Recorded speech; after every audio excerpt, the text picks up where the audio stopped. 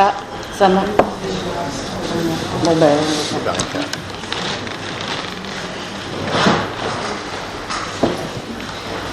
Bon, alors pendant que tu regardes, Jean-Pierre, voir comment ça marche, j'aimerais vous présenter ici à ma droite maintenant Laure Godino, qui est maître de conférence à l'Université de Paris 13, qui est historienne de la Commune de Paris. Elle a soutenu sa thèse en 2000 à Paris 1, à la Sorbonne, et sa thèse portait sur les retours d'exil des communards. Et depuis lors, elle a publié de nombreux articles, d'études sur les anciens communards. Et très récemment, du reste, elle est intervenue dans le cadre du colloque que nous avons organisé sur Édouard Vaillant. Sa publication portait sur Édouard Vaillant, communard et exilé, qu'on retrouve dans ce que nous avons publié, enfin le colloque que nous avons publié. En 2011, elle a co-organisé un très grand colloque sur regard au pluriel sur la commune de 1871 en France, nouvelles approches et perspectives. En histoire sociale et culturelle, donc, dans laquelle elle est ancrée, elle a élargi sa recherche à de nouvelles problématiques, sur la Bohème notamment, sur les boulevards, et elle avait déjà amorcé cette orientation de recherche en 1995 dans une communication sur, et en guillemets, le titre, les barricades de mai 1871, c'est Jules Vallès. Donc c'était dans le cadre d'un colloque sur les barricades. Alors, des barricades à la commune, il n'y a qu'un pas qu'on peut franchir, qu'on va franchir ce soir. Vous allez nous parler de Paris et des Parisiens pendant la commune. Et j'ai évoqué les barricades parce que j'en vois une ici à ma droite. Voilà. Alors je rajoute juste une chose, je ne sais pas si vous m'entendez. Oui, ça marche le micro? Alors, comme ça, c'est mieux? Oui, c'est bien. Bon, c'est que ma thèse était dirigée par Jean-Louis. Donc, c'est une longue histoire entre nous et une longue histoire sur la commune, en tout cas. Alors, vous connaissez tous bien la commune, mais je vais essayer d'approcher concrètement ce qu'a été Paris pendant la commune et ce qui a été la vie des Parisiens. Et je vais le faire aussi dans cette communication avec des témoignages divers pour voir donc quelles approches avaient les Parisiens de ce qu'ils vivaient, ou en tout cas qu'est-ce qu'on peut en savoir à partir de ces témoignages. Mais pour l'instant, je vais juste commencer par quelques extraits de contemporains des événements. Alors, bien sûr, Marx, dans la guerre civile en France, avec un extrait extrêmement connu. Donc, quel changement prodigieux, en vérité, que celui opéré par la Commune de Paris. Plus la moindre trace du Paris dépravé du Second Empire, donc plus la moindre trace de la fête impériale. Un Paris, donc, dans ce qui suit, où ont disparu les propriétaires, les spéculateurs de tout pays. Un Paris où ont disparu les gandins, les cocottes, où le calme et la sécurité règnent. Et donc je vous rappelle que Marx continue, un Paris il reste donc le Paris qui travaillait, qui pensait, qui combattait, qui saignait, oubliant presque, tout à couver une société nouvelle, les cannibales qui étaient à ses portes, radieux dans l'enthousiasme de son initiative historique. Donc là, l'extrait est connu. J'en choisirai un autre, celui de Lissa Garret, dans son histoire de la commune de 1871. Et dans ce chapitre que j'ai choisi, donc, il se place en position de témoin pour décrire une ville, dit-il, à la lumineuse physionomie. Et pour résumer, alors Jean-Louis parlait de la réappropriation de la rue, de l'espace. Donc il y a une déambulation dans Paris. Donc Lissa Garret commence par la Bastille avec les crieurs de journaux, appropriation de l'espace public. L'animation joyeuse avec la foire à la Bastille. Ensuite, il passe par les boulevards, là encore, appropriation de l'espace public avec l'importance des boulevards, où les Parisiens flânent, où ils sont attablés, dit-il, au café, puis par la Bibliothèque nationale, où le drapeau rouge flotte, donc le lieu de la culture, et, dit-il, où les lecteurs ne manquent pas, et enfin le musée du Louvre, où il insiste sur les salles ouvertes au public. Puis la barricade de la rue de Castiglione, la place de la Concorde, où là, dit-il, la statue de Strasbourg est couverte de fleurs de printemps, et viennent ensuite donc les quartiers bombardés, puis le corps législatif qui est transformé en atelier où les femmes cousent des sacs de terre. Et le soir, donc, nouveau tableau de la grande ville, dit-il, avec ses théâtres et ses clubs où la parole se libère. Et enfin, donc, il termine, Paris dort de son souffle régulier, donc une ville animée, joyeuse, régénérée et calme, régénérée notamment par rapport au Second Empire. Alors bien sûr, ne serait-ce que par leur nature, ces deux extraits sont extrêmement différents, mais tous les deux mettent l'accent sur une ère nouvelle dans la capitale, donc un Paris libre, fait d'espérance, fait de calme aussi, et avec des Parisiens unis, donc un peuple de Paris retrouvé. Alors à l'inverse, la ville décrite par Maxime Ducamp dans Les Convulsions de Paris ne présente que orgie et vice. Donc c'est une chose bien connue, je ne vais pas détailler sur Maxime Ducamp. Par contre, je prendrai un autre écrivain, Edmond de Goncourt, qui est resté lui aussi à Paris pendant la Commune et qui retrace cette expérience dans son journal. Alors il mesure les difficultés de la Commune à la fièvre des boulevards. Plus la Commune va mal, plus le boulevard est bouillonnant. Plus la Commune va bien, plus le vide règne dans la capitale. Et plutôt que d'insister sur les variations d'une population qui est assez mal définie, ce sur quoi notre attention doit se porter, c'est que ce qu'il décrit, c'est un Paris dénaturé, grotesque, insupportable pour lui, ce Paris de la Commune. Alors juste quelques lignes qui représentent bien cette pensée. Je cite: à la place Vendôme, l'échafaud se dresse pour la démolition de la colonne Vendôme. La place est le centre d'un ourvari terrible et d'une fantasia de costumes impossibles. L'on y voit des gardes nationaux extraordinaires, un entre autres, qui semble un des nains de Vélasquez, affublé d'une capote civique, de dessous de laquelle sortent des pieds tors. Un signe des temps, je vois un homme en coupé qui se mouche avec ses doigts à la portière. Des affiches, toujours des affiches et encore des affiches. Et là, je pense qu'on peut renvoyer à ce que disait Jean-Louis sur ces affiches, sur la... Bon, oui. Alors, comment on revient en arrière, comme ça? Oui.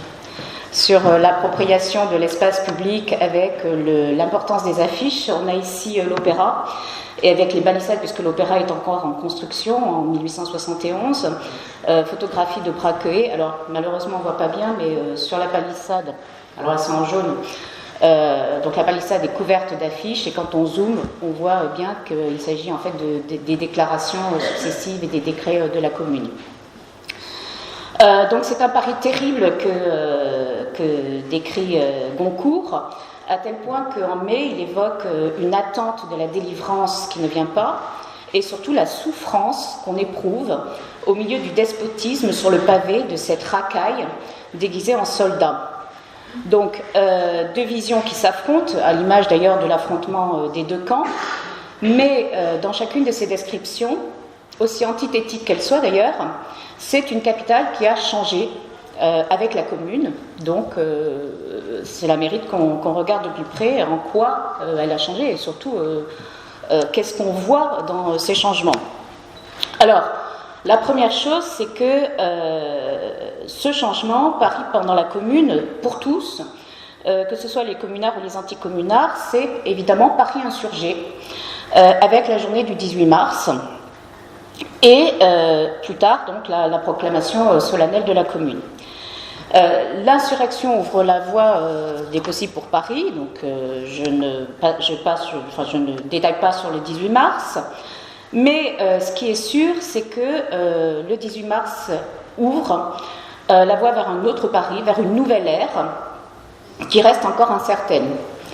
Là encore, c'est ce que décrit Victorine B, donc Victorine Brochet, dont les souvenirs d'une morte vivante ont été publiés en 1909. Donc Victorine B, je pense que vous la connaissez sans doute, piqueuse de bottines, donc ouvrière, piqueuse de bottines, proche des milieux de l'Internationale, femme du peuple, militante qui a fui la répression et qui publie donc sur l'insistance de Descaves ses souvenirs d'une mort vivante au début du XXe siècle, bien sûr souvenirs retravaillés, et voilà ce qu'elle écrit sur le 18 mars. Vers les 10 heures du matin, nous entendîmes des marchands de journaux crier dans les rues, surprise, Montmartre attaqué, canon pris, la garde nationale fraternise avec l'armée, les soldats mettent la crosse en l'air, le général Lecomte est prisonnier. Mon mari et moi, nous allâmes pour savoir ce qu'il y avait de vrai dans ces racontards. Alors, elle habite le faubourg Saint-Germain. Le faubourg Saint-Germain semblait si éloigné de la vie active des autres faubourgs. Et là encore, on voit bien ces différenciations spatiales dont parlait Jean-Louis. Nous passâmes sur la place de l'hôtel de ville, où il y avait une grande animation. Les vendeurs de journaux avaient dit vrai. Le comité central au complet était réuni à l'hôtel de ville. Ils étaient tous trop heureux. Et moi, ce qui m'intéresse, c'est ce qui vient aussi après.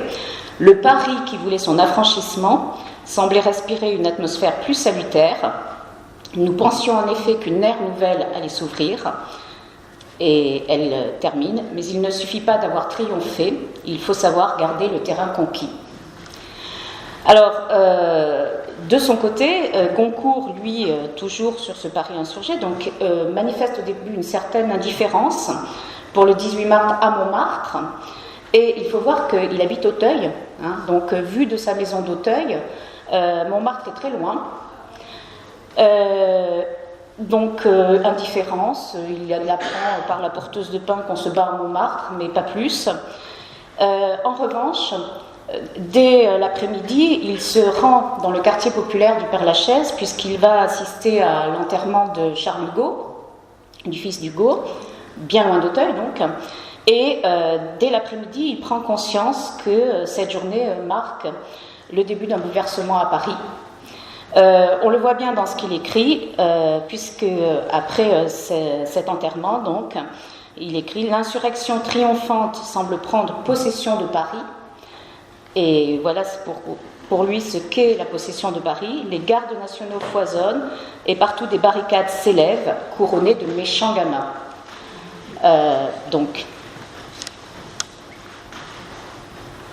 Alors je n'ai pas résisté à mettre une barricade, il y en a évidemment, vous savez, on a des photos multiples des barricades, mais enfin, donc il me semblait que ça représentait bien aussi ce Paris qui réinvestissait l'espace public, ces barricades, bon, puisque Jean-Louis en a parlé, et la manière dont Goncourt perçoit bien cette réappropriation finalement de l'espace par le peuple. Et d'ailleurs, le 19 mars, il constate donc que Paris est au pouvoir de l'insurrection. Alors, une nouvelle ère, donc, nouvelle ère qui, pour beaucoup de communards, va être légitimée par les élections du 26 mars. Alors, je n'insisterai pas sur ces élections, on peut juste dire qu'elles représentent aussi la différenciation spatiale qui s'est accentuée sous Haussmann, puisque on sait que il y a eu un très fort taux d'abstention, plus de 50% des électeurs inscrits, mais avec une différence marquée entre les différents quartiers, donc les quartiers aisés de l'Ouest, où il y avait plus de 60% d'abstention, même parfois plus, et les quartiers populaires du Nord-Est, où au contraire l'abstention était beaucoup moins importante. Ce qui est notable aussi, c'est que les partisans de la Commune, finalement, vont mettre en avant le chiffre des votants, même si on parle tout le temps d'abstention. Eux, ce qui les intéresse, c'est ce chiffre des votants, parce que c'est le peuple de Paris qui a décidé, non plus par les barricades, mais par les urnes, donc c'est une nouvelle légitimité. Et je prendrai juste, là encore, toujours un exemple qui est tiré de Victorine Brochet. Plus de 200 000 bulletins affirmèrent les pouvoirs de la Commune. Le suffrage universel avait légalisé le drapeau rouge de l'émeute, donc c'est ce qu'elle souligne dans ses souvenirs. Alors, pour ce qui est de Paris pendant la Commune, changer d'air, cela veut dire aussi donc occuper symboliquement l'espace, créer une ère nouvelle. Être dans une ère nouvelle, c'est occuper symboliquement l'espace, et d'abord l'espace du pouvoir, l'hôtel de ville et sa place, donc lieu du pouvoir parisien et également lieu des révolutions précédentes. Alors on pourrait dire aussi que c'est la place de Grève, donc le lieu du travail, mais c'est surtout le lieu du pouvoir et des révolutions. Donc c'est évidemment là que siège le Conseil de la Commune, mais les contemporains ont parfaitement conscience de la force politique et symbolique de ce lieu. Et ce n'est pas surprenant finalement que l'écrivain anticommunard Maxime Ducamp insiste dans les Convictions de Paris sur le désastre moral dont l'hôtel de ville est le lieu. Alors bien sûr, c'est pour souligner que le Conseil de la Commune est amoral et illégal, mais plus fondamentalement, symboliquement, c'est pour insister sur le fait que le centre du pouvoir parisien concentre toute la dépravation que connaît pour lui le Paris de la Commune. Donc décrire des bacchanales à l'hôtel de ville, c'est pour lui souligner la force de la destruction morale à laquelle se livrent les communards et la force de la destruction morale de Paris. Et d'ailleurs justifier ensuite la répression, puisque j'y reviendrai, détruire moralement Paris, c'est détruire la civilisation. Alors, donc je ne résiste pas à sa description de l'hôtel de ville. Que de charcuterie, que de bouteilles, que de franches lampées. Partout dans cet hôtel de ville devenu une gargote doublée d'un mauvais lieu, partout on buvait, on chantait, et parfois le bruit des ripailles allait jusque dans leur salle de délibération, troubler les méditations des membres de la commune. Plus tard, on entendait crier « Allons, la patrouille de minuit ». Une escouade sortait en armes et revenait bientôt, ramenant des prisonnières faites dans des maisons que l'on connaissait. Et écoutez bien la fin, il en était ainsi un peu partout. La commune n'avait-elle pas promis d'être une époque de régénération? Donc, désastre moral à l'hôtel de ville, centre parisien, désastre moral à Paris, fin de la civilisation. Cette force politique et symbolique de l'hôtel de ville n'échappa bien sûr aux partisans de la commune, et on le voit très bien au moment de la proclamation solennelle de la commune le 28 mars sur la place de l'hôtel de ville, et chez beaucoup de contemporains partisans de la commune, finalement le 28 mars prend le pas sur le 26 mars, c'est-à-dire sur les élections, et même parfois sur le 18 mars, Montmartre. Mais très fondamentalement, le 28 prend le pas sur le 26 mars, les élections. Donc la journée cette journée du 28 mars acquiert une place centrale dans la mémoire de 71, parce qu'elle inaugure l'ère nouvelle et l'espace de l'hôtel de ville est premier. Alors là encore, donc, je pense que vous connaissez tous cette illustration de la proclamation de la commune, il y en a de multiples. Il y a de multiples descriptions aussi littéraires et de témoignages de cette proclamation. Je prendrai juste celle de Lisa Garré, puisque j'ai commencé par Lisa Garré. Juste quelques phrases, puisque l'extrait est très, très long. 200 000 misérables vinrent à l'hôtel de ville installer leurs élus. Alors 200 000, puisqu'il y a eu 230 000 votants. Mais ce qui est important, c'est ce terme de misérable. 200 000 misérables vinrent à l'hôtel de ville installer leurs élus. Les bataillons, tambour battant, le drapeau surmonté d'un bonnet phrygien, la frange rouge au fusil, grossie de lignards, artilleurs et marins fidèles à Paris, descendirent par toutes les rues sur la place de Grève, avec cette reconquête du centre de Paris, descendirent sur la place de Grève, comme les affluents d'un fleuve gigantesque. Au milieu de l'hôtel de ville, contre la porte centrale, une grande estrade est dressée, le buste de la République, l'écharpe rouge en sautoir, rayonnant de rouges faisceaux, plane et protège. D'immenses banderoles au fronton, au beffroi, claquent pour envoyer le salut à la France. Donc, pour Lisa Garré, très clairement, il s'agit bien du peuple de Paris qui prend ou reprend possession de sa ville. Et d'autres journées vont suivre, qui sont autant d'occasions d'investir ou de réinvestir Paris, en même temps, bien sûr, qu'elles sont l'occasion de dire le monde nouveau, et puis, on l'a dit, de galvaniser les énergies, de regrouper, de rassembler. Alors, parmi ces journées, quelles sont celles qui permettent ce réinvestissement de Paris? La cérémonie qui permet de mettre à bas la croix du Panthéon, Donc début avril 71, le Panthéon, la croix du Panthéon est sciée, est mise à bas. Au sommet, elle est remplacée par un drapeau rouge et le monument est rendu à sa vocation d'espace dédié aux grands hommes. Alors localement, on pourrait aussi dire qu'il y a un certain réinvestissement de l'espace public local, puisqu'il s'agit des gardes nationaux, lorsque la guillotine est brûlée sur la place de la mairie du 11e, au pied de la statue de Voltaire. Là encore, je pense que vous connaissez ces illustrations, il y en a de multiples. Je pense aussi au 12 mai, où après la saisie et les transferts des papiers, livres et meubles, commence la démolition de la maison de Thiers. Là encore, on pourrait dire que c'est d'une certaine façon une réappropriation de Paris. Et bien sûr, la journée sans doute la plus connue, celle de la destruction de la colonne Vendôme. Bon. Alors là, on a de multiples photos de la destruction de la colonne Vendôme le 16 mai. Donc des souvenirs écrits, des estampes, des caricatures, des photographies, notamment les photographies de Braqueuet, qui donnent un tableau extrêmement vivant, extrêmement prégnant et parfois dramatique, en tout cas dans la mise en scène festive de cette journée.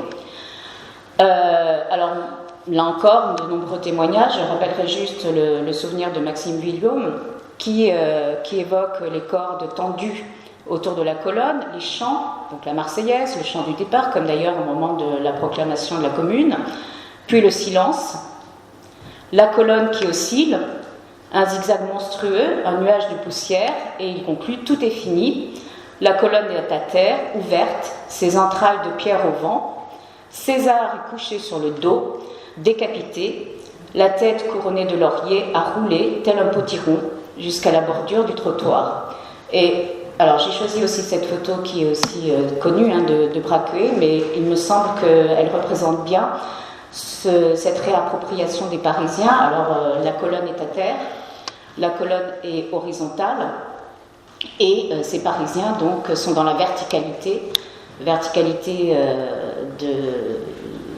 de la fierté, on pourrait dire, par rapport à la colonne donc à terre et César à terre. Donc le collectif aussi contre le césarisme.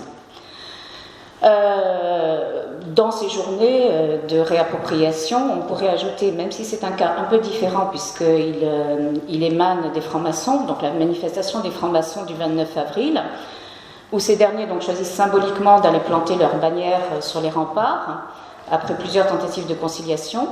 Et là encore, les lieux sont choisis. Et les francs-maçons traversent la ville. Donc certes, on ne connaît pas toute la ville, mais on traverse la ville et c'est une façon aussi de montrer la commune ou de montrer donc la conciliation ou l'accord avec la commune. Donc les francs-maçons partent du Carrousel, ils passent par l'hôtel de ville où ils sont conduits par des membres de la commune, puis la Bastille, puis les boulevards, l'Arc de Triomphe et enfin les bannières qui sont plantées sur les portes. Donc Paris qui rompt avec la commune, qui rompt avec le passé, Paris de la commune, pardon, qui rompt avec le passé, Paris rendu au peuple de Paris, et on pourrait ajouter d'une certaine façon que les grands concerts organisés aux Tuileries, au bénéfice des veuves et des orphelins, et en général au bénéfice du service de la santé, participent de ce Paris rendu au peuple de Paris. Là encore, si on prend Maxime Vuillaume, juste quelques phrases. Une buée de chaleur brûlante, les lustres énormes suspendant à la coupole resplendissent. À l'entrée, une impénétrable masse humaine. 20 fois, nous risquons d'être aplatis contre les murs. Bon, puis vient ensuite la description de la Bordasse qui chante la canaille. Vuillaume, ceinture rouge à la taille. Et il termine donc par « Ne symbolise-t-elle pas ?» pour cette foule enfiévrée, attentive au moins de ces gestes, l'armée des révoltés. Alors Paris, pendant la Commune, ce n'est pas seulement rythmé par ces journées symboliques, il y a aussi d'autres moments, d'autres regroupements. Les Parisiens assistent par exemple au défilé des bataillons qui reviennent des combats, aux enterrements noirs, c'est-à-dire les enterrements de gardes nationaux qui ont été tués, donc qui sont accompagnés de fanfares, de coups de tambour, de drapeaux. Et par exemple l'enterrement noir donc, qui a lieu le 6 avril, auquel la commune a convié, traverse également une partie de Paris, puisque le cortège part de l'hôpital Beaujon pour une inhumation au Père-Lachaise et est conduit par une dizaine de membres de la commune et suivi de bataillons. Alors, d'ailleurs, les descriptions de ces enterrements, et notamment de ce cortège, insistent sur le mélange entre les tentures de deuil et les faisceaux de drapeaux rouges. Et il me semble, c'est sur ce point sur lequel je voudrais insister, c'est que ce symbole du monde nouveau à Paris, c'est bien sûr le drapeau, et les anticommunards restés à Paris, j'y reviendrai puisqu'il y a de nombreux anticommunards, enfin il y a des anticommunards restés à Paris, ne manquent pas de souligner l'omniprésence du drapeau rouge qu'ils perçoivent eux comme, non pas comme le symbole du renouveau, non pas comme le symbole de la réappropriation de l'espace, mais au contraire comme la soumission d'un Paris qui serait un Paris de la culture, un Paris de la civilisation, donc la soumission de Paris à la commune. Alors Goncourt précise immédiatement qu'au campanile de l'hôtel de ville, il y a un drapeau rouge, et plus clairement encore, l'avocat Henri Dabot, dans ses griffonnages d'un bourgeois du quartier latin, révèle à quel point l'impact de ce drapeau est fort. Alors voilà ce qu'il dit le 28 mars 1971, retour à Paris, puisqu'il était à l'extérieur, nous sommes en pleine révolution. Un gouvernement insurrectionnel siège à l'hôtel de ville. On vient de l'installer avec un fracas de mitraille qui a fait trembler les vitres. S'entendra-t-il avec celui qui siège au château de Versailles? Et voilà la suite. En ouvrant ma fenêtre, je vois le drapeau rouge flotter à la porte de la Sorbonne. Je reçois un coup de poignard dans le cœur. Donc je pense qu'il n'y a même pas, enfin ce n'est même pas la peine de commenter la phrase. Est tout à fait explicite. Alors, reste à savoir, en dehors de ces symboles, de ces regroupements, à quoi a correspondu la nouvelle ère évoquée par Victorine B. Donc, comment on a vécu l'installation finalement de la commune à l'hôtel de ville, mais surtout dans les arrondissements parisiens. Et ici, la question qui est posée par les historiens, c'est celle d'un gouvernement autonome, de son fonctionnement en temps de guerre civile, sachant que les Parisiens, depuis longtemps, alors je crois que Jean-Louis n'en a pas parlé, mais enfin, je ne sais pas, enfin, bon, ça fait partie là aussi de cette question de l'espace public. Les Parisiens, depuis longtemps, revendiquaient l'élection d'une assemblée municipale qui soit dotée de vrais pouvoirs. Et évidemment, la commune, c'est cette assemblée municipale dotée de vrais pouvoirs, mais ça fait référence aussi à la commune révolutionnaire de 1792, donc à la souveraineté populaire et à la démocratie directe, dans le souvenir de la Révolution française. Et donc, qu'en est-il concrètement de cette souveraineté populaire et de cette démocratie directe? Alors, les difficultés, les dysfonctionnements sont multiples, du fait de l'isolement de Paris, du fait de la guerre contre Versailles, du fait des problèmes internes, donc des problèmes de désorganisation, des conflits d'attribution, des surcharges de fonctions. Mais donc on pourrait tout simplement rappeler ce que dit Arthur Arnoux à ce sujet, dans son Histoire populaire et parlementaire de la Commune de Paris. Donc Arthur Arnoux, membre de la Commune. Nous étions surmenés de travail, accablés de fatigue, n'ayant pas à nous une minute de repos, un instant où la réflexion calme put se produire et exercer son influence salutaire. Donc il énumère les tâches des membres de la commune. Il y a les séances du conseil, mais aussi le travail dans les commissions et les fonctions de maire et l'administration des arrondissements, parfois un commandement de la garde nationale, et effectivement, donc, il considère qu'on ne pouvait pas assumer toutes ces tâches, puisque chacune de ces tâches suffisait à occuper 8 à 10 hommes. Or, dans les arrondissements, notamment les plus populaires, les membres de la commune trouvent souvent des comités locaux. Donc là encore, réappropriation de l'espace local, comités locaux qui participent souvent au contrôle du quartier ou à la gestion du quartier. Et ces comités locaux ont un rôle fondamental puisqu'ils représentent la commune au quotidien, au niveau local. Or, les recherches des historiens se sont tournées depuis quelque temps vers cette micro-histoire, vers cette vie des Parisiens, et par conséquent donc vers la présence et l'action de ces comités, qui peuvent émaner de clubs, qui peuvent émaner de bataillons de la garde nationale. Ce que disent les historiens, c'est que leur action a pu être efficace, puisqu'il y a une efficacité locale, ils connaissent le quartier, et en même temps, elle a pu révéler d'une certaine façon une impuissance de la commune gouvernement central, si je puis dire, le gouvernement parisien en tout cas, à contrôler parfaitement les arrondissements. Donc cette réflexion sur les comités locaux est extrêmement importante puisqu'elle renvoie finalement à la question du pouvoir populaire local face à l'autorité centrale et au fond elle pose le problème de la mise en pratique de la démocratie directe au-delà des mots et des paroles. Donc il y a beaucoup d'interrogations et de questionnements des historiens sur cette question des comités locaux. En fait, il faudrait dire, on a souvent dit que les réalisations de la commune n'avaient pas suivi les discours. Ce qu'il faudrait plutôt dire, c'est que tout a largement dépendu des arrondissements et des convictions ou des ardeurs locales ou bien des préventions locales. Donc, par exemple, l'application tout ce qui concernait l'école dépendait finalement beaucoup des arrondissements, la laïcisation aussi. Certains arrondissements ont été moins convaincus de cette laïcisation que d'autres. Et donc, ça a joué sur la vie quotidienne.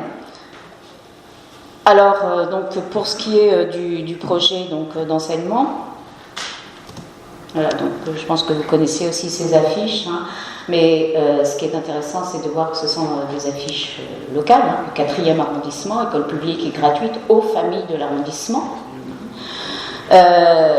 Donc, même si de façon générale le temps et l'argent a manqué, l'application a varié, encore une fois, selon les arrondissements. Je crois que j'en ai mis une autre. Bon, on voit 4e arrondissement, mais j'ai un peu raté ici mon PowerPoint. Enfin bon, on voit quand même, il s'agit de l'arrêté concernant la réquisition des logements vacants. Et encore une fois, 4e arrondissement, le propriétaire, etc., le principal locataire ou le concierge de chaque maison du 4e arrondissement devra faire un état des logements, etc., etc. Et il devra s'adresser au bureau de la commission communale. Alors, autre aspect de la vie quotidienne, on sait que la commune a voulu organiser le travail par l'association ouvrière de production, donc ça correspond aussi à ces métiers parisiens dont parlait Jean-Louis. Et donc elle devait faciliter la mise en place de ces associations ouvrières de production par le décret du 16 avril sur la réquisition des ateliers abandonnés. Reste le problème de l'application, puisque Jacques Rougerie a estimé que finalement Paris ne connaîtra qu'un seul cas d'application, un atelier de fondeur en fer. Alors, je crois, ceci dit, que si je me souviens bien d'une discussion, Jean-Louis a trouvé d'autres cas, non ? Un peu, d'application, parce qu'on en était resté à ce seul cas dans le 11e qui avait été mentionné par Jacques Rougerie. Enfin, je rajouterai quand même que malgré les déclarations, les administrations pouvaient faire leurs achats auprès des entreprises privées qui vendaient moins cher, et donc elles ont pu être tentées aussi de délaisser les associations ouvrières. Donc il y a un aspect local, il y a un problème d'application locale, mais il y a aussi malgré tout des paradoxes de la commune. Donc une application inégale et locale des projets, un rôle de la garde nationale et des comités locaux, et puis le quotidien, c'est aussi la gestion de la ville. Or, la gestion de la ville est globalement assurée. Donc Jules Andrieux est délégué à la commission des services publics Et avec son entourage, il s'active pour régler tous les problèmes de voirie, d'égout, d'adduction d'eau, d'éclairage, même si par exemple pour l'éclairage il a été confronté au manque de gaz, mais globalement tout a été plus ou moins, tout a fonctionné, plus ou moins, bon gré mal gré, et même pour arriver à maintenir les services, on a gardé les anciens employés qui sont restés et on a recouru aux bonnes volontés. En matière d'alimentation, la commission des subsistances a bénéficié de réserves de vivres, donc elle a assuré l'alimentation des Parisiens. Il y a eu un blocus alimentaire de Paris qui a commencé fin avril, mais l'approvisionnement a pu se faire notamment par le nord et l'est, puisque le nord et l'est étaient occupés par les Prussiens. Donc c'était plus facile de passer. Et bon, malgré tout, on a taxé la viande et le pain à la fin. Globalement, les indigents ont été secourus dans les mairies, et dans certains arrondissements, donc, on a trouvé des boucheries municipales, des cantines, des fourneaux, sachant que l'activité économique était réduite, mais pas simplement à cause de la commune, depuis le siège, puisque effectivement on ne parle pas du siège, mais il y a eu le siège avant. Donc les hommes de la commune finalement ont fait vivre les différents services du quotidien. Donc thèse au poste par exemple, et c'est pareil, la poste fonctionne. Alors le courrier est difficilement acheminé, mais on essaie de faire passer par Saint-Denis, toujours pour la raison que le nord et l'est sont occupés par les Prussiens. Donc il y a un fonctionnement des différents services du quotidien. Alors il reste que, même s'il y a une occupation, une réoccupation de l'espace, même si localement il y a l'action des comités locaux, même si il y a une gestion de la ville, donc il reste que en fait les Parisiens sont diversement réceptifs à ce qui se passe à Paris, même si tous sont concernés. Et c'est ce que je vais voir maintenant, c'est-à-dire qu'en fait, des communards aux anticommunards, il y a une étendue de nuances. Donc je vais voir ce qu'il en est de ces Parisiens restés à Paris. Alors, probablement ce qu'on connaît le mieux parmi les Parisiens restés à Paris pendant la Commune, ce sont sans doute les communards. Pour des raisons que je vais expliquer. Bon, la question c'est de savoir si on peut en dresser un tableau, si on peut savoir combien ils sont exactement. Alors les contemporains, et notamment les détracteurs de l'insurrection, eux, considèrent que la commune, c'est d'abord les hommes de la commune, c'est-à-dire c'est d'abord ses meneurs. Et j'ai choisi cette affiche parce que je trouve ça assez représentatif de ce qu'on considère être la commune, les hommes de la commune, avec d'ailleurs la destruction de la colonne à droite. Donc la commune est d'abord personnifiée par ses élus, auxquels on adjoint parfois d'ailleurs les membres du comité central de la garde nationale, donc les fameux hommes de la commune. Et dès 1871 paraissent un très grand nombre d'ouvrages avec des notices biographiques, plus ou moins fantaisistes d'ailleurs, sur les membres de la commune. L'objectif est de rendre plus lisible ce Paris de la commune. Qu'est-ce que c'est que ce Paris de la commune et que sont les communards par la personnification et surtout, bien sûr, de montrer l'état intrinsèque du mouvement par l'énumération des vices et des défauts des membres élus de la commune, donc des meneurs. Donc je ne détaillerai pas sur la composition de ce conseil de la commune, qui est par ailleurs connu, sur les personnalités qui sont connues. Alors on a parlé de Potier tout à l'heure, de Clémence. Donc on sait que la particularité de cette assemblée, c'est d'être de composition populaire, populaire au sens large, même si on compte aussi des employés, des comptables, des professions libérales, des journalistes, des lettrés, etc. Par ailleurs, il y a une diversité sociale, il y a une diversité politique, même si globalement tous les membres sont de l'extrême gauche révolutionnaire, mais enfin ils n'ont pas la même conception du gouvernement insurrectionnel, et puis il y a une différence de génération. Mais ce qui frappe les esprits, c'est sur l'aspect populaire de ce conseil, bien sûr, à tel point que Goncourt écrit au 28 mars, donc ce qui arrive est tout uniment la conquête de la France par l'ouvrier et l'asservissement sous son despotisme du noble, du bourgeois, du paysan. Alors, reste à savoir, au-delà des élus, qui sont les communards, parce que les élus, les communards, ce ne sont pas seulement les élus, c'est-à-dire qui sont ceux qui, anonymes, se battent comme gardes nationaux, agissent, espèrent, ceux qui prennent la parole dans les clubs, ceux qui écrivent des lettres au cri du peuple, au Père Duchesne, et là encore, appropriation de l'espace public par la presse, par les clubs, par la parole, et de façon générale qui soutiennent l'insurrection. Alors là, je renverrai aux travaux de Jacques Rougerie, qui sont anciens, mais qui font référence, donc qui reposent sur le traitement des dossiers des conseils de guerre, et aussi d'ailleurs sur la parole qui est recueillie dans la presse, dans les rares archives de club, même si bien sûr il y a un biais à travailler sur il y a un biais qui est introduit par le fait de travailler sur les insurgés arrêtés. Mais donc ces conclusions, juste quelques mots. Parmi les personnes arrêtées, donc, on a une importante représentation des métiers traditionnels parisiens. Donc là, je renvoie à ce qui a été dit, les métiers d'articles de Paris, métiers traditionnels parisiens, puisque Paris, c'est aussi la capitale du travail, mais du travail donc de l'ouvrier de métier, de l'ouvrier qualifié, et puis des ouvriers du bâtiment, des journaliers, et parmi les cadres, de nombreux employés. En ce qui concerne le discours des journaux, donc la parole libérée, les discours aussi des clubs, ce qu'a montré Jacques Rougerie, c'est que ce discours, globalement, se centre autour de la définition d'ennemis. Les ennemis, les monarchistes, les prêtres, les gros, petits contre gros, les parasites. Et chacun, hommes et femmes, est préoccupé par les problèmes du quotidien. Mais en même temps, on réclame de l'ardeur en particulier dans la lutte puis la guerre contre Versailles. Alors la question, c'est à combien finalement estimer ces communards dans la population parisienne.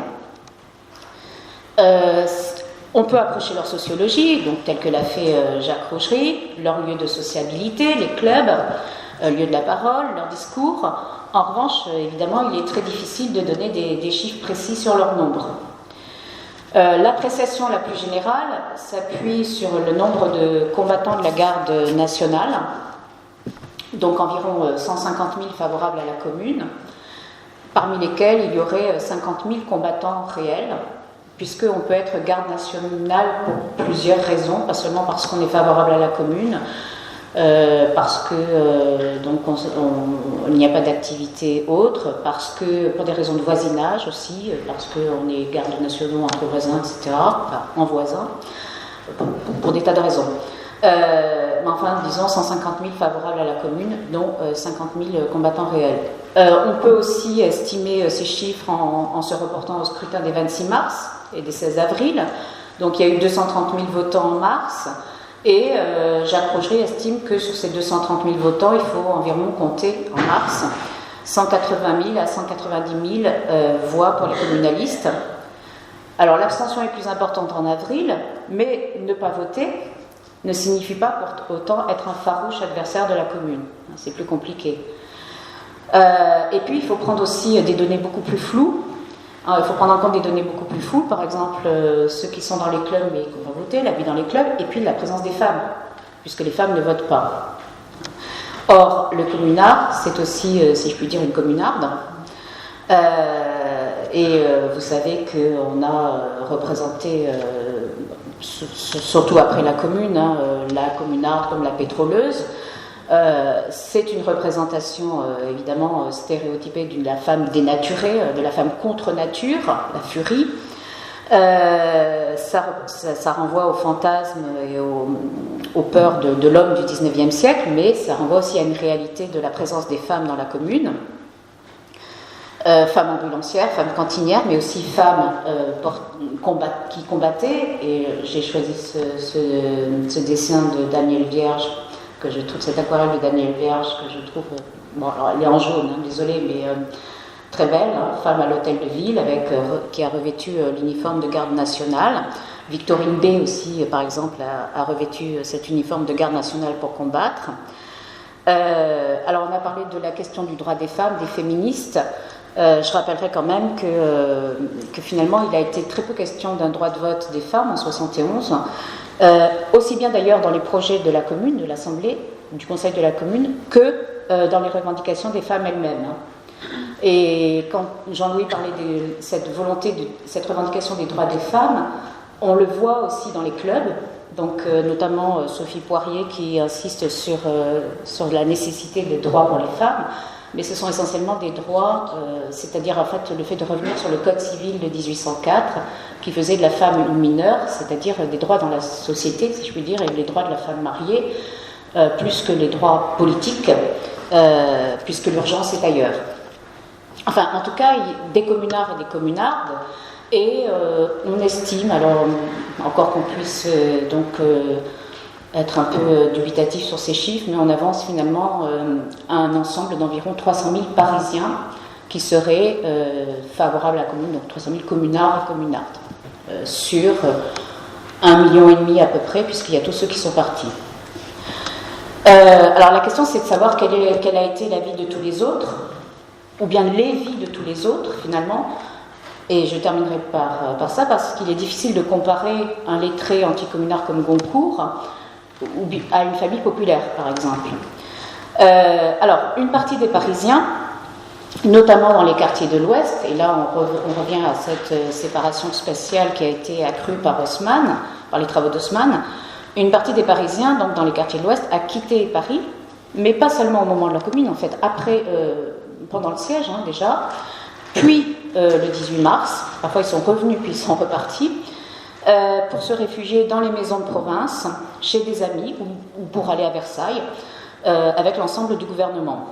Alors, l'écrivain Catulle Mendès, par exemple, qui lui reste à Paris, rend compte de cette fuite de Paris à la fin du mois de mars.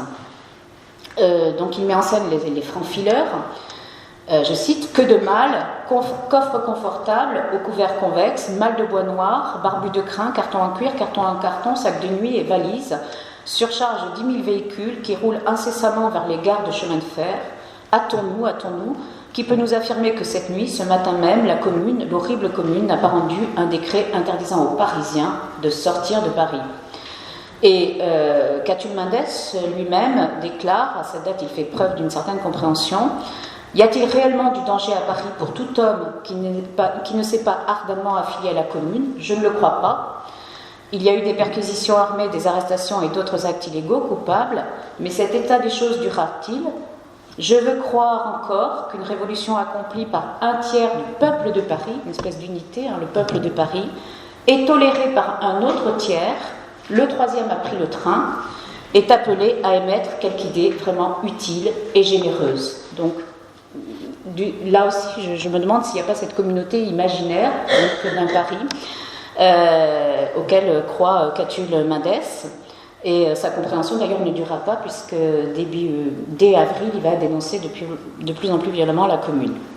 Alors, en fait, les Parisiens sont extrêmement divers.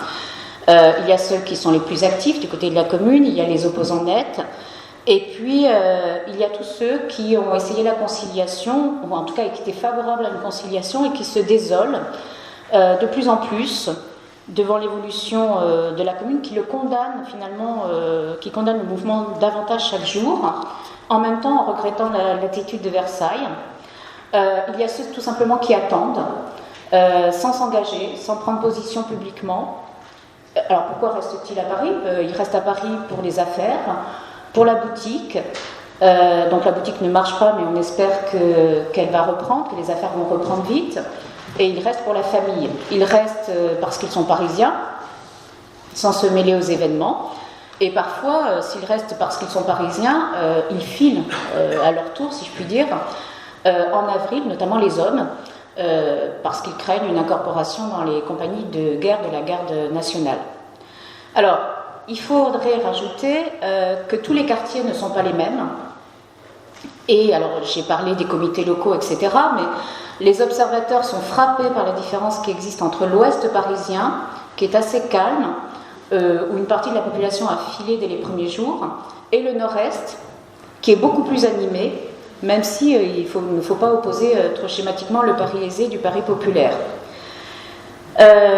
Et localement, donc, les Parisiens sont confrontés aux gardes nationaux, donc aux commissaires, qui font la chasse aux ennemis potentiels, donc les ecclésiastiques, les sergents de ville, les réfractaires, mais parfois aussi des figures qui sont inconnues dans le quartier, donc qui sont suspectes. Donc c'est un fait que la commune a eu aussi une politique répressive. Donc les Parisiens assistent aux arrestations, mais ils peuvent tout à fait finalement aussi s'accommoder de cette nouvelle sécurité publique, si je puis dire, parce qu'elle est garante également d'une certaine tranquillité. Et en fait, les témoignages soulignent que dans l'ensemble, on rencontre finalement assez peu de réactions face aux mesures et aux applications répressives de la commune. Donc il y a beaucoup d'estampes sur des femmes parisiennes qui essaient d'arrêter les gardes nationaux, qui veulent arrêter un prêtre, etc. En fait, dans les faits, il semblerait qu'on s'accommode finalement de ces nouveaux gardiens de l'ordre, si je puis dire. Et la vie continue finalement, même si elle tourne au ralenti. Les cafés extrêmement importants, on l'a vu, sont ouverts. Ils ont du monde, même si l'affluence est moindre. Goncourt lui-même écrit que les enfants continuent d'assister aux séances du Guignol des Champs-Élysées, malgré le bruit de la canonnade. Et finalement, les Parisiens, certes, délaissent petit à petit les salles de théâtre, mais ils peuvent assister à d'autres distractions, si je puis dire, ou à d'autres lieux de rassemblement, les clubs. Et quelqu'un comme Goncourt, ou même comme Catulle Mendès, n'hésite pas à aller dans ces clubs. Donc Goncourt se rend à Saint-Eustache et Catulle Mendès à Saint-Jacques, donc voir ce qui se fait à Paris finalement. Et un homme comme Goncourt d'ailleurs parcourt la ville à sa guise. Alors bien sûr on ne peut pas aller dans tous les quartiers, mais il y a beaucoup de déambulations, le fameux passant de Paris. Donc il part de sa maison d'Auteuil, puis ensuite de l'appartement où il s'est réfugié à cause des bombardements, donc il parcourt Paris jusqu'à la barrière de l'Étoile. Il va aux Champs-Élysées, sur le boulevard, aux Tuileries, place Vendôme, place de la Bastille, place Voltaire. Et il écrit même qu'il continue de dîner, dans les premières semaines, il continue de dîner chez Bréban, en compagnie de Renan. Donc il ne faut pas imaginer que tout s'arrête, non, on est très loin de cette situation. Il se rend aussi à la Bibliothèque nationale. Alors, pour lui, ces promenades, ces errances sont celles aussi d'une attente, mais à aucun moment il n'est inquiété. Et évidemment, les adversaires de l'insurrection ne sont pas tous tracassés ou poursuivis, comme certains témoignages ont voulu le dire. C'est une situation qui est parfaitement soulignée par un observateur étranger qui est un Danois, Willem Dinesen. Alors, j'aime beaucoup, qui est à Paris pendant la Commune, j'aime beaucoup ce témoignage de Dinesen parce que Dinesen sera le père de Karen Blixen. Karen Blixen n'est pas encore née, donc il sera le père de Karen Blixen et je pense que vous vous souvenez que dans le festin de Babette est une exilée de la Commune. Donc il y a une espèce de transmission familiale aussi. On connaît peu finalement de Dinesen qui a vécu la Commune à Paris en tant qu'étranger jusqu'à Karen Blixen. Alors voilà ce que dit Dinesen. Heureusement, la ville n'était pas telle qu'on l'imaginait de l'extérieur. Boutiques, le Second Empire, cafés, restaurants étaient ouverts. On trouvait des marchandises et des vivres en même quantité et pour le même prix que d'habitude. Si on tombait sur une barricade, on prenait un autre chemin et on ne vous demandait même plus de déposer un pavé. Le grand public ne savait rien des arrestations. On s'était tellement habitué aux continuelles fusillades qu'on était tenté de croire, la canonnade, qu'on était tenté de croire que quelque chose allait de travers si on ne les entendait plus. Les rues étaient nettoyées et éclairées, et si peu de théâtres étaient ouverts, il y avait en revanche d'autres distractions qui ne vous étaient pas données tous les jours. Les clubs dans les églises, alors on a parlé des constructions des églises avec Haussmann, ça c'est aussi une façon de se réapproprier l'espace public, le club dans l'église. Et les concerts dans les jardins, dans les Tuileries par exemple. Alors il continue. En tant qu'étranger, on pouvait se trouver merveilleusement bien à Paris, sous la Commune, car la Commune leur manifesta beaucoup de courtoisie, ce que je ne puis qu'apprécier. Alors il estime que les Parisiens, même hostiles, ne furent qu'exceptionnellement l'objet de violences, et bien que lui-même opposé au gouvernement insurrectionnel, il conclut « Les adversaires de la Commune donnèrent au monde une idée fausse de la situation dans Paris ». Donc, témoignage assez clair qui a été publié en 1891 et puis republié récemment, enfin traduit et republié récemment. Alors, les témoignages que l'on a, les appréciations que l'on a, pour la plupart, ce sont ceux d'hommes de lettres, deux témoins particuliers qui vont prendre la plume sur l'événement dès 1871 ou plus tard. Et je terminerai par ça, on dispose aussi de quelques témoignages d'anonymes ou de quelques témoignages qui sont restés dans les archives familiales jusqu'à ce que des descendants les exhument. Donc ces archives familiales sont extrêmement riches parce qu'elles ont un caractère brut, si je puis dire. Et je prendrai deux exemples qui ont été justement étudiés à partir d'archives privées, qui ont été conservés dans des tiroirs et qui ont été ressortis ces dernières années. Alors évidemment, il ne s'agit pas de généraliser, mais ça donne un éclairage particulier sur ce qu'a pu être la vie de deux Parisiens, pas des Parisiens, mais deux Parisiens pendant la Commune. Deux Parisiens d'ailleurs très différents, puisque dans le premier cas, on a une famille de la bourgeoisie républicaine du 14e arrondissement, donc pas loin d'ici, et dans l'autre, une famille de Tourneurs-sur-Bronze du 11e, qui est un arrondissement populaire, un arrondissement du travail. Alors, premier cas, donc la correspondance de Ferdinand Fouquet, qui a été rassemblée par une descendante et publiée en 2015. Donc Ferdinand Fouquet a une quarantaine d'années en 1870, c'est un républicain, un patriote, et il vit avec sa famille et la famille de sa femme d'ailleurs dans une maison du 14e arrondissement près de Port-Royal, derrière Port-Royal. Alors la maison abrite une entreprise de menuiserie fondée par son beau-père, décédé, et dirigée par sa belle-sœur. On est donc dans la bourgeoisie économique et dans la bourgeoisie intellectuelle, puisque Ferdinand Fouquet est un vulcanologue connu. Il sera d'ailleurs élu plus tard au Collège de France. Or, nous possédons la correspondance de cette famille d'août 70 à septembre 71. La famille fait une insurrection du 18 mars et les débuts de la Commune à Paris, et puis fuit et s'installe à Palaiseau.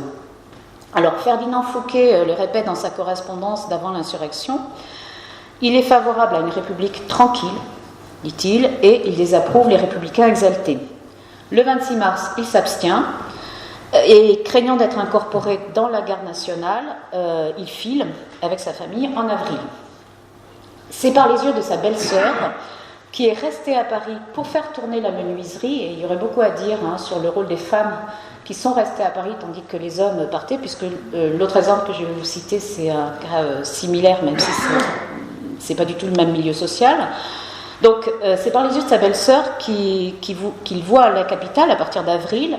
Ce qu'il en décrit, c'est une ville tranquille, mais une ville de plus en plus déserte, où les boutiques ferment.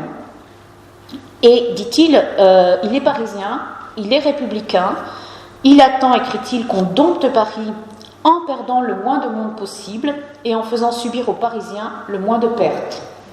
C'est un peu fou, mais enfin, déjà ça. Sa dernière lettre, qui est datée du 15 septembre, donc après la répression, c'est une lettre de l'amertume, puisque oui, tout est fini, déclare-t-il, oui, Paris n'est pas aux mains des communards, mais il précise qu'il sait maintenant que la République qui va s'affirmer ne sera pas sociale. Et il le dit en disant, voilà, ça sera un danger, puisque le peuple pourra se tourner vers un nouveau César, etc. Mais je suis sûre que cette République qui s'installera ne sera pas sociale. Alors, deuxième cas plus original, c'est le journal non publié du couple Accard, dont la famille habite le 11e arrondissement, donc le quartier du Faubourg Saint-Antoine et de la Bastille. Donc, quartier populaire, industrieux, c'est le quartier du meuble. Le couple approche la trentaine en 1871 avec un fils en bas âge. La famille élargie des Accard appartient au monde de l'artisanat et du petit commerce, puisque le mari est fabricant de roulettes pour meubles. C'est un indépendant et il tient boutique avec sa femme. Alors, on pourrait dire que le peuple de Accard est lié, avec un certain nombre de réserves d'ailleurs sur cette expression, fait partie du peuple de Paris, ou plus spécifiquement de la petite bourgeoisie travailleuse, sachant que les frontières entre ouvriers, Jean-Louis l'a dit, les frontières entre ouvriers qualifiés, artisans plus ou moins indépendants et patrons, petits patrons, sont extrêmement floues à cette date. Mais le couple est du côté du travail indépendant, comme d'ailleurs l'étaient les parents. Mari et femme sont en outre parisiens de naissance, à un moment où, on l'a dit, les 3/4 des adultes sont nés en province, et ils habitent ce Paris-là, ce Paris du Faubourg Saint-Antoine, depuis longtemps. La famille habite ce Paris du Faubourg Saint-Antoine depuis longtemps, donc Paris qui a participé aux révolutions précédentes. Or, voilà un couple, les Accart, qui appartient à des gens invisibles, qui penchent plutôt paradoxalement, puisqu'on s'attendrait à ce que ce couple participe à la commune, eh bien non, donc ils voient la commune de loin, et ils penchent plutôt du côté d'une opposition de plus en plus prononcée à la commune.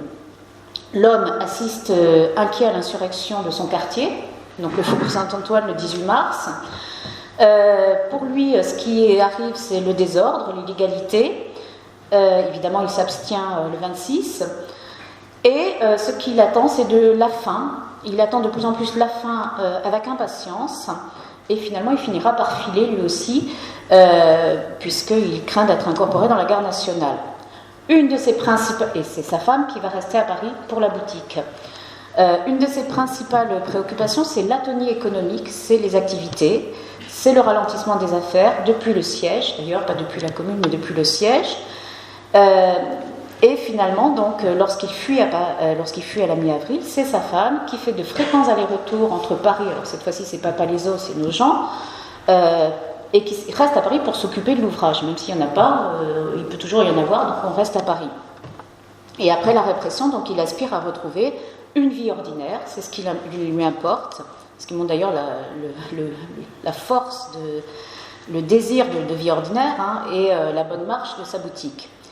Alors évidemment, ces deux cas particuliers ne permettent pas de dresser un tableau simple des Parisiens de Paris pendant la Commune, c'est plutôt un tableau impressionniste, fait de touches personnelles à différents moments, dans différents endroits, avec différents protagonistes. Donc la ville, finalement, est probablement une ville où la vie quotidienne continue, certes, mais qui est une ville en guerre, où le combat est probablement de plus en plus palpable, et où s'entremêlent finalement des vides et des rassemblements, avec une très grande différence entre les quartiers, et donc une diversité spatiale et une diversité des Parisiens. Alors, pour conclure, je conclurai quand même en disant quelques mots de la semaine sanglante, parce que, certes, ce n'est pas Paris pendant la Commune, mais enfin, un petit peu quand même. En tout cas, Paris dans la Commune réprimée. Et puis, les Parisiens ont été fortement marqués par cette répression. Je ne reviendrai pas sur la discussion qui existe sur le nombre de morts. Par contre, reste le sentiment d'une saignée à blanc, pour reprendre les mots mêmes de Goncourt, qui estime d'ailleurs que cette saignée à blanc était salutaire puisque, dit-il, elle ajourne la nouvelle révolution d'une conscription. Certains contemporains vont déplorer la semaine sanglante, mais ils considèrent que c'est un mal nécessaire. Catulle Mendès est accablé, mais il estime que c'est la Commune qui en est responsable. Et quant à Dinesen, il quitte Paris, et sa dernière phrase, c'est « Je quittais Paris, là, de corps et d'âme ». Donc l'accablement général provient aussi que dans le même temps, il y a l'exécution des otages, et puis les incendies qui ont ravagé Paris. Alors, on a parlé des monuments de Paris, et ces deux faits, et notamment probablement les incendies, je vais dire quelques mots là-dessus, vont peser très lourd contre la Commune. Or, beaucoup de témoignages insistent sur la violence redoublée par le feu, avec une atmosphère qui est emplie de bruit, par le feu, la chaleur, les papiers qui volent, etc. Et très clairement s'exprime chez les adversaires des communards une répulsion qui est, à mon sens, une répulsion peut-être plus importante que celle qui existe face à l'exécution des otages. Répulsion à cause des incendies, parce que cela apparaît pour eux comme une menace pour la civilisation, pour Paris étant la capitale de l'Europe. Donc ils ont osé brûler Paris, ils pourront donc tout faire. Au fond, les otages, finalement, passent à mon sens, derrière, si je peux dire. Alors, à peine la semaine sanglante terminée, Goncourt observe l'essaim des Parisiens reprenant en habit de voyage la possession de leur ville, comme si cette ville avait été soumise à quelqu'un d'autre. Et en même temps, il décide de parcourir l'Est parisien en voiture, et donc en fiacre, hein, et il a de curieuses annotations sur Belleville, qui, pour moi, reflètent aussi étrangement la profonde meurtrissure du Paris populaire. Alors voilà ce qu'il dit: des rues vides, des gens qui boivent dans des cabarets, avec des visages mauvaisement muets, l'apparence d'un quartier vaincu, mais non soumis.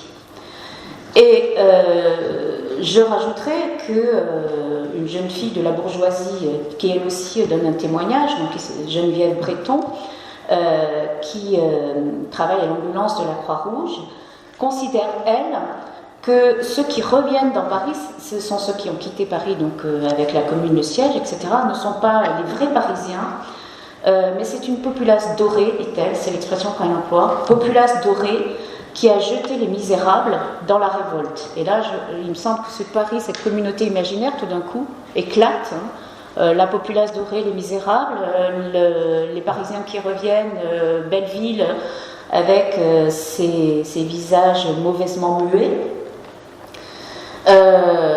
Donc, il me semble que étudier Paris dans la Commune, même si on n'en a que des impressions, ça permet bien sûr de renvoyer à notre histoire nationale, voir le vote de l'Assemblée nationale hier, mais pour nous Parisiens, c'est absolument nécessaire pour aussi étudier l'histoire de notre ville et des meurtrissures de notre ville.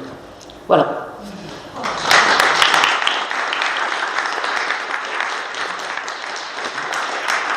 Merci beaucoup. Lord Godino, écoutez, avec ces témoignages, ces éléments d'analyse, tout ce que vous nous apportez, et donc vous remercier donc pour cette présentation, mais je voudrais souligner quand même pour cette première soirée de vous remercier d'avoir participé à cette inauguration de la première soirée d'histoire. Merci à vous. Alors, écoutez, la parole est à vous. On a encore quelques minutes. Je vois Georges qui veut se précipiter sur le micro. J'espère que le micro marche. Voilà. Il n'y a pas un micro aussi facile à prendre.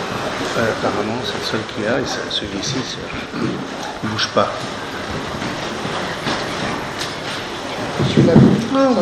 Ça marche très bien. Et, je voudrais avoir des précisions sur un problème qui me tourne depuis un certain temps et que je n'arrive pas à bien maîtriser, à savoir les gens qui ont quitté Paris pendant la Commune. Alors, est-ce qu'on a des chiffrages tout au long des mois? Quels sont les moments où ils sont partis Alors, ils sont partis... Pardon. Quelle était la porosité de la frontière, enfin aussi bien côté allemand qu'ailleurs? Y avait-il des mouvements dans l'autre sens, de gens qui venaient de la province vers Paris? Voilà. Et comment s'explique la différence entre le scrutin du 26 mars et les élections complémentaires d'avril? Donc, alors, en ce qui concerne les Parisiens, donc on n'a pas de chiffrage qui ont quitté Paris. On n'a pas de chiffrage précis, en tout cas moi j'en ai pas trouvé. J'ai vu parfois que il restait je ne sais pas d'où viennent ces chiffres, mais j'ai vu qu'il restait 1,5 million de Parisiens, mais je ne sais pas d'où viennent ces chiffres, donc je n'ai rien trouvé. Peut-être que Jean-Louis sait plus que moi. Moi, je n'ai pas de chiffres. Non. Ce qu'on sait, c'est que les Parisiens ont quitté Paris au moment de la Commune. Après le 18 mars, et puis quand la conciliation, quand on voit que entre le 18 mars et le 26 mars, donc au moment entre le 18 mars et les élections, donc au début de la Commune, et puis après, globalement, il y a aussi des gens qui quittent Paris, notamment des hommes, en avril. Il y a une porosité. On passe, même s'il y a soi-disant un contrôle, on passe entre Paris et l'extérieur et entre l'extérieur et Paris. On passe notamment par le nord-est. Et puis on peut rejoindre Versailles aussi par Saint-Denis. Hein. Et puis en avril, les hommes donc craignent qu'on les arrête quand ils passent. Et ils se cachent sous les banquettes. Enfin, il y a des tas de témoignages, d'anecdotes, disons, sur le fait qu'en fait on peut passer, pas toujours en se cachant. Hein. On peut passer. Et il y a des gens aussi de l'extérieur qui peuvent venir, donc il y a des espions de Versailles, mais il y a aussi il y a des allers-retours. Hein. Les femmes font des allers-retours. Le Dinsen n'arrête pas de faire des allers-retours entre Paris et Versailles. Il y a des allers-retours. La différence entre les élections. Les départs ou les... Alors il y a des départs, mais il y a aussi il y a une désaffection. Enfin, on dit que la différence tient aussi à la désaffection. Le fait qu'on ne va pas voter, il y a une certaine. Comment ? Il n'y a pas de chiffrage non plus. Non.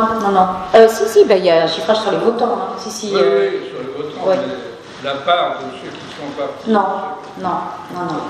Alors, l'abstention est beaucoup plus importante dans les quartiers de l'Ouest, donc on dit que c'est ceux qui sont partis, mais il y a aussi ceux qui s'abstiennent.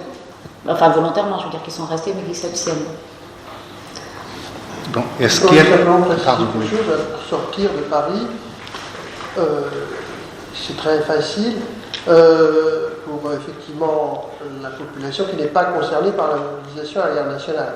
Oui, mais c'est ça. Et donc normalement pour quitter Paris à partir de la date exacte, mais il faut normalement officiellement en dehors des clandestines, il faut un passeport. Oui. Que l'on fait valider à la préfecture de police, à l'ex-préfecture de police, comme on disait à l'époque. Hein. Donc, tous les jours, il y a une queue qui s'étend de l'entrée sur plusieurs centaines de mètres, hein, tous les jours, pour avoir ce papier, qui permet ensuite de sortir. Et alors là, les prétextes pour se faire donner ce papier. Alors, il y a même un commerce de faux papiers qui existe, de faux passeports, etc., qui existe. Hein. Donc, on voit bien qu'il y a une partie de la population masculine en âge d'être contrainte, puisqu'il y a une idée de mobilisation à la garde nationale, donc les 19-40 ans, qui cherchent à s'en aller par des moyens divers. On a vu ces images de ceux qui passent par-dessus aussi les fortifications, par les fossés, etc., et avec des cordes qui s'enfuient. Voilà, il y a donc toute une série d'endroits, mais il y en a pas mal qui sont pris aussi. Hein. Moi j'en ai des tas qui se font arrêter et qu'on remet manu militari dans les rangs de la garde nationale. Mais bon, c'est pour ça que je disais que les femmes. On ne peut pas savoir combien. Les femmes passent, se rentrent et sortent. C'est pour ça qu'elles restent. Hein. C'est qu'elles peuvent rentrer et sortir. Elles n'arrêtent pas de. Enfin, celles qui restent et qui vont rejoindre leur mari en banlieue, elles n'arrêtent pas de faire des allers-retours. Et quant au passeport, etc. Donc oui, les hommes filent entre guillemets. C'est pour ça que je vous disais qu'on se cache sous les. Enfin, Accart, donc Accart qui s'enfuit à Nogent. Se cache sous une banquette pour passer. Hein. Et puis ils passent. Alors il y en a qui sont pris, mais il y en a sans passeport qui passent. Voilà. Se cacher sous une banquette, c'est quand même pas. Bon, ça se voit normalement. Hein. Bon, est-ce qu'il y a d'autres questions qui aimeraient poser à l'un ou l'autre de nos intervenants du reste? Je voudrais me poser une question. Oui, certainement, monsieur. Le micro, s'il vous plaît. Il y avait des communes, beaucoup de Parisiens qui étaient contre le Donne-le-lui. Bon, il y a beaucoup de Parisiens qui étaient contre la commune, et puis en ont souffert quand même, qui étaient opposés. Mais c'est ce que je dis, c'est qu'il y a eu des arrestations, il y a eu une politique répressive. La majorité n'était pas favorable à la commune. C'est ce que j'ai dit. Dire que la majorité de la population n'était pas favorable à la commune, c'est pas non plus quelque chose. Alors, la majorité n'était pas communarde. Voilà, il y a une neutralité, c'est pas la même chose. C'est ce que j'ai dit, c'est la majorité n'était pas communarde, mais il y a une étendue de nuances entre ne pas être communard et être communard, pardon, et être opposé à la commune. Voilà. Il y a des gens qui très, très bizarrement, parce que Paris, c'est quand même, certes, on connaît pas on ne vit pas dans tous les quartiers de Paris, mais enfin, il y a des gens qui ne voient rien pratiquement, Oui. qui attendent. Et grâce à Goncourt, on sait qu'il y avait aussi beaucoup d'indifférence, enfin une certaine indifférence. Alors Goncourt, lui, il n'est pas indifférent, parce que il n'est pas indifférent parce qu'il attend, la fin. Mais il y a beaucoup de gens qui sont indifférents, oui. Et qui, malgré tout, ils sont indifférents, mais ils attendent que ça se termine. Voilà. Parce que ça paraît être c'est un pari exceptionnel. Donc, Ils ont souffert de la faim. Comment? Ils ont souffert de la faim. Non, ça c'est... Non. Pendant le siège, mais pas pendant la crise. Non, pas pendant la crise, c'est ce que j'ai dit, non, ils n'ont pas souffert de la faim. Pendant le siège, oui. C'était un peu ce que Jean-Louis Robert disait au tout début. On a une sorte de trou, si vous voulez, de parenthèse entre avant la Commune, avant 70 et la Commune. C'est la guerre et le siège. Et pendant le siège, oui, mais pendant la Commune, non. Voilà. Bah, mais d'après ce que vous nous avez dit, il y a vraiment beaucoup de gens qui se rencontraient dans la rue, puisque vous vous intéressez beaucoup à la rue. Est-ce que la Commune se trouvait dans la rue et est-ce que ces différences et cette diversité s'y retrouvaient nécessairement aussi dans la rue? Alors la Commune se trouvait dans la rue, oui, et puis je crois aussi que cette espèce de pouvoir que certains ont perçu comme contre nature, ils le voyaient dans la rue. Le problème, c'était qu'il était dans la rue. Et c'est pas pour rien que j'ai cité Goncourt, c'est que tout ce qu'il voit qui est dénaturé, donc les Pietors, les nains de Velázquez, mais il y a d'autres, il y a la femme juive, enfin il y a toute une série de portraits comme ça, c'est la rue. Et c'est comme si la rue, tout d'un coup, était plus la rue parisienne, si je puis dire, mais une espèce de rue qui serait la rue du boulevard du Crime. Alors la rue parisienne, mais pas le beau visage de Paris, la rue des bas-fonds. Mais oui, les communards investissaient la rue. Oui. La commune investissait la rue par les journées, etc. Mais localement, les gardes nationaux investissaient la rue, les comités, les clubs investissaient la rue, les comités issus des clubs investissaient la rue. Il y avait une présence dans la rue, oui. Est-ce qu'il y a d'autres, une question ici? Oui, allez-y, oui, certainement.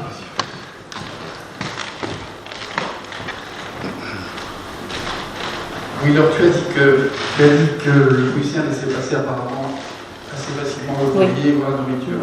Mais de façon plus générale, quelle était l'attitude des Prussiens par rapport à la Commune ou par rapport aux Versaillais? Alors il y a encore pas mal les gens parlent encore pas mal de ça.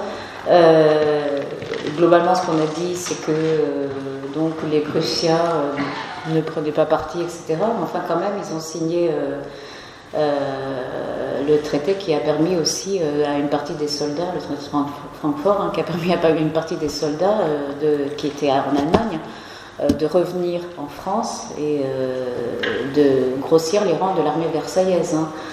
Donc on parle beaucoup de la neutralité des Prussiens. De fait, il y avait une... Mais c'est... Moi, je suis pas... Enfin, c'est pas une neutralité totale, parce que il y a quand même des accords qui sont faits pour le retour des soldats. Enfin, ça a un sens. Enfin, bon... Oui, monsieur. Oui.